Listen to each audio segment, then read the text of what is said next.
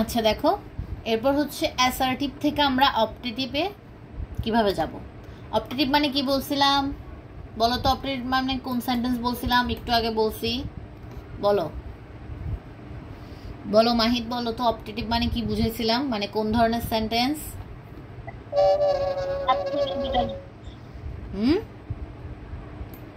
প্রার্থনা বোঝানো। হ্যাঁ, প্রার্থনা বা দোয়া। Very good. আচ্ছা, তাহলে এসব ক্ষেত্রে আমরা কি করব? জাস্ট মে ব্যবহার করতে হবে আমাদেরকে। একটু দেখি কি করছে। যে যেমন দেখো, you will shine in life, তাহলে আমি কি এটা আরেকজনের জন্য দোয়া করতেছি না যে তুমি তোমার ভবিষ্যতে শাইন করবে? তাহলে জাস্ট কি করব? মেটা বসাই দিব, আর ইউ শাইন ইন লাইফ, উইলটা শুধু উঠে যাবে। ঠিক আছে, জাস্ট কি করব? উইলটা উঠে যাবে আর মেটা বসাই দেবো, অর্থাৎ অক্সিলারি ভার্ব থাকলে সেগুলো চলে যাবে। যে কি you will shine in life এটা থাকলে আমরা কি করব? May you shine in life. ঠিক আছে, এরপর দেখো কি আছে, we wish that you will come round সুন।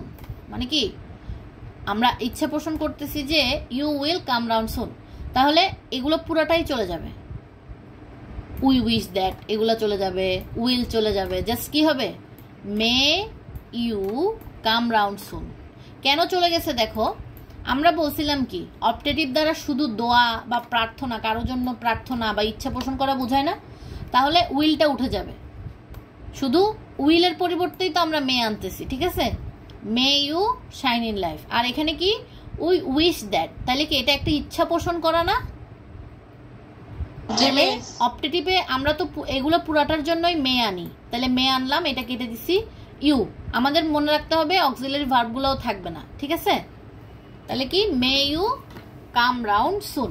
ঠিক আছে, বুঝে গেছে? অপটেটিভ কিন্তু ইজি, জাস্ট তুমি সামনে মে যুক্ত করে দিবা। আজকে যে আমি এটা পড়ালাম, তোমরা 1 থেকে 15 মডেল কোয়েশ্চেনের চেঞ্জিং সেন্টেন্স গুলো ভালো করে পড়ে নিবা। বুঝে গেছে? আচ্ছা, এরপর দেখো অপটেটিভ কিন্তু ইজি, অপটেটিভে কোনো কষ্ট নাই যে এরকম থাকলে দোয়া করলে বা ইচ্ছা পোষণ করলে জাস্ট উইলটা উঠে যাবে, মেয়েটা প্রথমে বসবে, ইউ থেকে পুরাটা বসবে, জাস্ট উইলটা কাটা পড়ে যাবে। এরপর এখানে কি উই উইশ দ্যাট, জাস্ট একটু কাটা পড়ে যাবে, মে বসবে, উইলটাও কাটা পড়ে যাবে, may you come round soon.